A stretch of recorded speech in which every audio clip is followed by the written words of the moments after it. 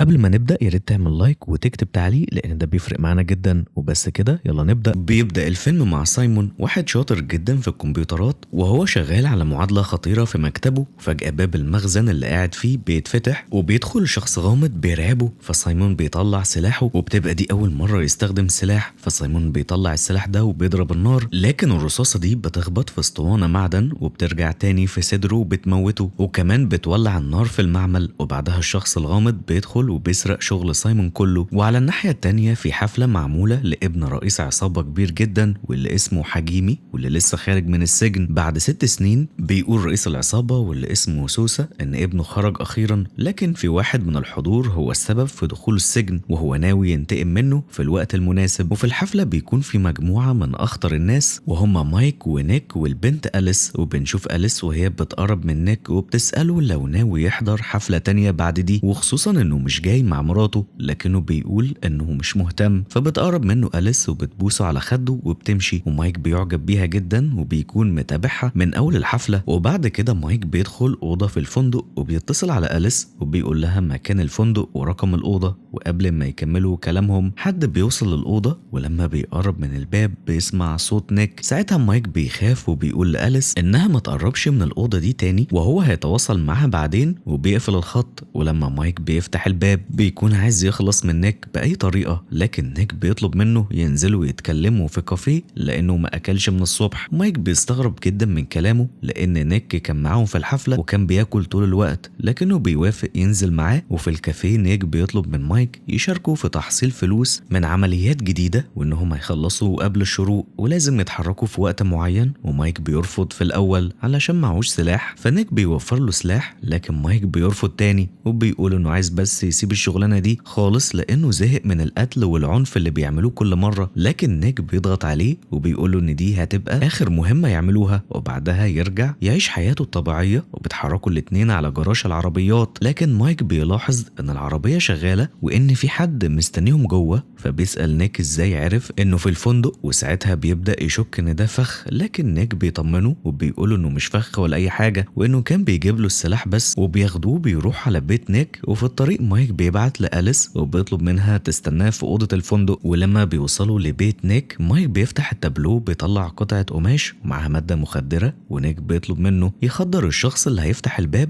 ولما مايك بيسأله ليه ما عملش كده بنفسه، نيك بيرد إن الشخص ده أول ما هيشوفه هيخاف منه، فالأفضل إن مايك هو اللي يعمل كده بنفسه. وبعد كده مايك بينزل وبيقرب من باب البيت وبيجهز القماشة، لكن بيتصدم لما الباب بيفتح وبيلاقي الشخص هو نيك برضه وبيحاول يخدره، وبيفضل حاطط القماشة على وشه، لكن المخدر ما بيأثرش عليه بالسرعة اللي كانوا متوقعينها. فالشخص ده بيضرب مايك وبيرجعه جوه. وبعدها لما نيك بيدخل البيت بيلاقي إن المخدر اشتغل، ومايك يكتشف إن المادة كانت منتهية الصلاحية وده السبب اللي خلاها ما تأثرش بسرعة على التوأم بتاعه. ومايك بيكسر الباب وبيلاقي نيك لسه واقف، وقبل ما يستخدم السلاح بيوقعه على الأرض وبيبدأ بينهم خناقة. ومايك بيسأله ليه بيحاول يخدر نفسه من الأول، لكن نيك ما بيكونش فاهم إن ده أخوه التوأم. وفي الآخر مايك بيقدر يفقده الوعي وبيجري بره وبينادي على نيك التاني، ولما بيشوفه بيسأله عن الشخص اللي جوه وهل هو أخوه التوأم ولا لأ، لكن نيك بينكر وبيقول إنه ملوش إخوات وإن الشخص اللي جوه ده ما يعرفوش. ومايك بيتلخبط وما بيفهمش حاجة، ونيك بيدخل الشقة وبيشوف النسخة التانية منه لكن ما بيلاقيهاش، وبيكتشف إن مايك بوظ الدنيا في الشقة. فبيحذروا إنهم لازم ينظفوا المكان قبل ما الرئيس سوسة يوصل، وفعلا بينظفوا المكان. ولما سوسة بيوصل مايك بيستخبى في الحمام، لكن سوسة بيحس إن في حاجة اتغيرت في ترتيب الشقة وبيطلب يدخل الحمام هو كمان. فنيك بيتوتر شوية لكنه بيوافق علشان ما يلفتش الانتباه. ولما سوسة بيدخل الحمام مايك بيستخبى في حتة تانية وبيسمع سوسة بيقول إنه عرف مين الشخص اللي وشى على ابنه ودخله السجن وعن طريق جاسوس في اسم الشرطة. وكمان بيقول إنه بعت للبارون علشان يقتل الواشي ده وإن الطيارة بتاعته وصلت من شوية. ونيك بيسأله مين الشخص ده، فبيقول سوسة إنه حد قريب منهم، والمفاجأة إنه يبقى مايك. ونيك بيسأله عن مكان مايك دلوقتي، فبيرد سوسة إن البارون عارف إنه في الفندق. وأول ما مايك بيسمع كده بيقلق جدا على أليس اللي في الفندق، وبنشوف أليس بتوصل لها رسالة من مايك بيحذرها تهرب بسرعة لأن حياتها في خطر. فبتتحرك أليس على طول، وقبل ما يمشي الرئيس سوسة بيقول إن مايك مش هيكمل لحد الصبح. وبعدها مايك بيخرج من الحمام وبيقول إنه مش الواشي، لكن نيك بيرد عليه وبيقول إنه عارف لأن دي مش أول مرة يعيش اليوم ده، وبيوضح إن في أول مرة حصل فيها كده مايك مات قدام عينه، وإنه رجع من المستقبل علشان ينقذه. لكن المشكلة إن في نسخة تانية من نيك ممكن تبوظ الخطة دي خالص، ولازم يحددوا مكانها في أسرع وقت. وبيتحركوا على طول، لكن نيك بيكتشف إن عربيته مش موجودة لأن نسخته الحالية خدتها وراح بيها الحفلة. وفي الطريق نيك بيحكي لمايك إنه من 6 شهور دخل جهاز سفر عبر الزمن، وده خلاه يرجع لليوم اللي مات فيه مايك. وبيبدأ يحكي له حكاية المخترع المجنون سايمون، وإنه كان في حانة مع أليس واتعرف عليها وعرف منها إنها اتجوزت واحد من رجال العصابات كان بيسلف الناس بفايدة كبيرة وبيكسر رجل أي حد مش بيدفع الفلوس اللي عليه. وكمان بتحكي له إن جوزها السابق واللي هو نيك اتطلقت منه لما عرفت إنه قاتل محترف، رغم إنه كان متخفي في شغل عامل نظافة، لكن السبب الحقيقي إنه كان بيخونها طول الوقت. وبتضحك على كلامها وهي موجوعة. وسايمون بيفهم إن أليس خايفة من نيك وإنه ممكن يقتلها، لكن بيوضح إنه بيسأل علشان غرض شخصي ومختلف خالص، لأنه عايز تمويل لمشروعه. وأليس بتنصحه إنه يبعد عن القروض لأن العواقب هتكون وحشة جدا لو ما دفعش، لكن هو ما بيهتمش. ونيك بيكمل وبيشرح إن سايمون كان بيهرب من الديون عن طريق جهاز الزمن وبيرجع لوقت قبل ما الناس تلاحقه. وفي مرة نيك دخل المعمل ولقى الجهاز وما لقاش سايمون، فقرر يجربه. وأول ما دخل الباب اتقفل عليه والجهاز طلب منه يحدد الزمن اللي عايز يروح له، فاختار اليوم اللي مات فيه مايك واتنقل فعلا لليوم ده. ولما مايك بيسأله عن مكان الجهاز ده دلوقتي، نيك بيفاجئه انه اتدمر بالغلط، لانه لما خرج من الجهاز شاف سايمون بيهدده بالسلاح، فاتخانقوا وضربوا نار على بعض وسايمون مات والرصاصة دمرت الجهاز وانفجر المكان. وبيقولوا ان الجهاز اتدمر وسايمون مات وان الفرصة اللي قدامهم دي هي الأخيرة. ومايك بيسأله ازاي يلاقوا النسخة التانية، فبيقترح انهم يستخدموا تتبع للتليفون، لكن تليفون نيك بيبقى بايظ بسبب النسخة التانية. فبياخد تليفون مايك ومايك بسرعة بيمسح رسائل أليس قبل ما نيك يكتشف انه على علاقة بيها. ونيك بيتصل بالشرطة وبيبلغ عن سرقة عربيته. وفي نفس الوقت النسخة القديمة من نيك بيتكلم مع واحد من العصابة وبتقوله ان مايك اتجنن خلاص وكسر له البيت، وبيقوله كمان على مكانه. وبعدها نسخة نيك بتدخل محل وبتسأل عن نوع الحلويات، ولما ما بتلاقيهوش بتهدد الموظف. ونيك اللي جاي من المستقبل بيشوف تصرفاته القديمة وبيستغرب قد ايه هو كان عنيف جدا. وبيقول انهم كان لازم يتحركوا بسرعة قبل ما الشرطة توصل. وفعلا بيتحركوا، لكن ضابط بيوصل للمكان فنسخة نيك بتخبي المسدس. ولما الشرطية بتدخل بتسأل عن صاحب العربية وبتلاقي نيك، وبيكون بينهم معرفة قديمة واسمها سام. ولما بتقوله انه مبلغ عن سرقة عربيته بينكر. ونيك المستقبلي بيوضح انها واحدة من جواسيس العصابة. وقبل ما تمشي الموظف بيقول للشرطية ان نيك بيهدده بالمسدس، لكنها بترفض تصدقه وبتقول ان نيك راجل محترم جدا، وبتجبره يمسح تسجيلات الكاميرات وبتمشي. وبعدها نيك المستقبلي بيدخل وبيهاجم نسخته وبيوقعه على الارض، لكن ما بيقدرش يسيطر عليه بسهولة وبيفوق تاني. وبتحصل خناقة كبيرة جدا بتكسر المكان لحد ما بيقدروا في الاخر يمسكوه بيحطوه في العربية. وفي الطريق مايك بيسأل عن البارون، فبيرد نيك وبيقولوا ان البارون ده واحد خطير جدا وسمعته انه بياكل ضحاياه، يعني اكل للحوم البشر. ونيك بيطلب من مايك يتصل على أليس ويخليها تقابلهم في عنوان بعيد عن العصابة. ومايك بيعمل نفسه مش متأكد ان رقمها معاه، وبعدها بيتصل بيها وبيقول لها العنوان زي ما نيك طلب منه. ولما أليس بتوصل بتستغرب ان نيك بيحاول ينقذ مايك ومش فاهمة اي حاجة، لكن نيك بيوريها ان في نسخة تانية منه في شنطة العربية. فبتفهم بسرعة ان في سفر عبر الزمن. ونيك بيوضح انه جاي من بعد 6 شهور وان سايمون هو السبب. فبتفهم أليس ليه سايمون كان محتاج فلوس. وبعد كده بياخدوا نسخة نيك القديمة. وفي الطريق النسخة دي بتقول ان مايك وأليس بيخونوه، وده لانه جاي من الماضي، على عكس نيك المستقبلي عارف الحقيقة. وبتكون نسخة نيك القديمة هي اللي لفقت التهمة لمايك وخلته يبقى الواشي بينهم علشان رئيس العصابة يقتله ويتخلص منه. ونيك بيوضح انه بيحاول يصلح كل ده، وبيقول لهم على شقة سرية محدش يعرفها علشان يستخبوا فيها. ولما بيدخلوا الشقة بيلاقوها هادية جدا وجميلة. وأليس بتجرب تسيب علامة على جسم نيك، ونيك بيتأكد ان العلامة دي ظهرت على نسخته التانية. وكمان بيكتشفوا انه مربي قطة في البيت. وبعدها نيك بيتصل برئيس العصابة وبيقولوا انه قبض على مايك وبيحدد له العنوان والوقت اللي يقابل فيه البارون. وبعدها بيقعدوا الأربعة وبيحطوا خطة لإنقاذ مايك وأليس، وخصوصا ان نيك من المستقبل عرف ان أليس حامل ومش عايز الطفل يكبر من غير أبوه. يحاربوه، ومايك بيرفض يتعامل مع نسخة نيك القديمة، لكن نيك اللي من المستقبل بيقنعه ان مفيش فايدة من الغضب، وفي الاخر بيوافق. ونيك المستقبلي بيشرح الخطة وان البارون بيحب يمسك ضحيته حية فهيسيبوه يظهر ويجي ياخد مايك وساعتها يقتلوه، ومايك بيقترح يقتلوه في الجراج وخلاص، لكن نيك بيرفض وبيقول ان شكله وهويته مجهولين ولازم يتأكدوا الاول، وبيستعدوا وبيوصل لشخص غامض وأليس بتفتح له الباب وبيظهر انه راجل عجوز وغريب، ونيك بيشك بسرعة وبيقول ان في محاولة خداع، ولما بيسألوا البارون بيقولوا ان في حد في الجراج هيستناه، وفجأة الراجل ده بيطلع مسدس وبيقتل مايك في ثواني، ونيك بيبقى باين عليه انه متضايق وزعلان، لكن بيتضح ان ده كان خدعة، وان نيك المستقبلي كان عامل حسابه ان نيك مش هيقدر يسيطر على اعصابه وهيبوظ الخطة، وبيتصل بيه وبيفكروا ان لما مايك مات قبل كده حس بندم، وعلشان كده خطط لكل حاجة علشان يجبر نفسه يتقبل الواقع، ويحذروا ان دي اخر فرصة ولازم يتعاونوا لان البارون الحقيقي لسه ما وصلش. ونيك بيوافق المرة دي، وبالفعل بيوصل البارون الحقيقي ومعاه رجالته، وأليس بتفتح الباب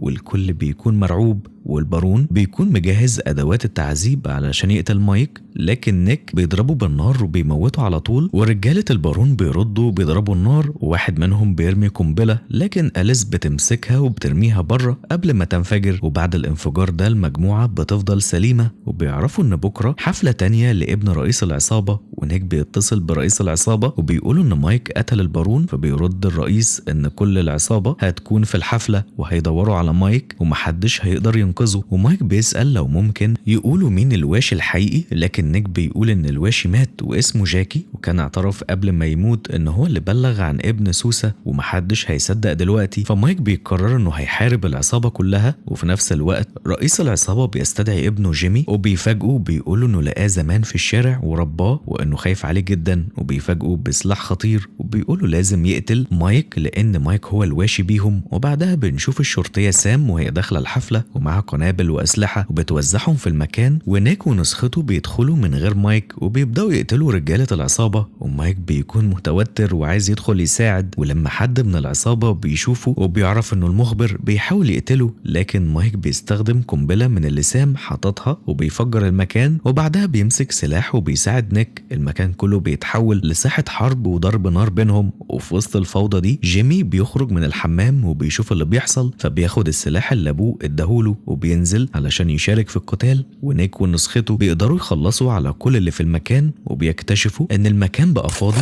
لان مايك كان خلص على باقي افراد العصابة، لكن قبل ما يلحقوا يكملوا كلامهم جيمي بيوصل فجأة وبيضرب نار على مايك، وفي نفس الوقت رئيس العصابة بيكون في مكتبه مش فاهم ايه اللي بيحصل، لكن اول ما بيحس ان في حد قرب بيهرب من خلال ممر سري جوه المكتب كان عامل حسابه عليه من الاول، وجيمي بيواجه مايك وبيقول انه مش فارق معاه يموته دلوقتي، فبيرد عليه مايك وبيقوله الحقيقة ان المخبر الحقيقي هو جاكي، لكن جيمي ما بيصدقوش لانه كان صاحبه الوحيد. وبعدها نيك ونسخته بيهربوا بسرعة وبياخدوا مايك معاهم لان رئيس العصابة قبض على أليس وبيهدد انه يقتلها، وجيمي بيحاول يلحقهم من الشباك، ولما بيوصل بيشوف ان في 2 من نيك، لكن قبل ما يستوعب اللي بيحصل ده كله بيقع وبيفقد الوعي من التعب، ورئيس العصابة في الوقت ده بيكون ناوي ينتقم، لكن نسخة نيك من المستقبل بتظهر قدامه وبتطلب منه يقتلها لانها السبب في كل الفوضى اللي حصلت، وهي اللي لفقت التهمة لمايك. وقبل ما رئيس العصابة يقتل أليس مايك بيمنعه، وأليس بتاخد المسدس وبتقتل رئيس العصابة بنفسها، لكن قبل ما يفرحوا جيمي بيفوق وبيحاول يقتل مايك، لكن نسخة نيك من الماضي بتاخد الرصاصة مكانه، وبعدها بيقدروا يقتلوا جيمي وبياخدوا نيك بسرعة على المستشفى، لان لو مات النسخة القديمة النسخة التانية هتموت هي كمان. وفي الطريق نيك اللي جاي من المستقبل بيلاحظ ان نسخته ماتت فعلا، وبعد لحظات مايك وأليس بيلاحظوا ان نسخة نيك اختفت قبل ما يوصلوا المستشفى، وده معناه ان نيك كمان مات، وأليس بتنهار من العياط وتبقى زعلانة جدا، لكن فجأة أليس بتقول انها تقدر تصلح كل حاجة، ومايك بيرد عليها ان آلة الزمن اتدمرت وسايمون كمان مات، لكنها بتقوله ان في نسخة تانية من الجهاز وان سايمون كان مجهز نموذج احتياطي، وبيروحوا لمخزن معين وبيلاقوا سايمون وهو كبير في السن ومع النموذج الاولي من آلة الزمن، وفي اللحظة دي مايك بيستخدم الجهاز وبيسافر عبر الزمن مرة تانية علشان يحاول ينقذ نيك. ولهنا بيخلص الفيلم، ولو عجبتك الحكاية عرفني تحت في التعليقات، واعمل لايك واشتراك للقناة علشان يوصلك كل جديد، وبس كده اشوفك الفيديو اللي جاي، سلام.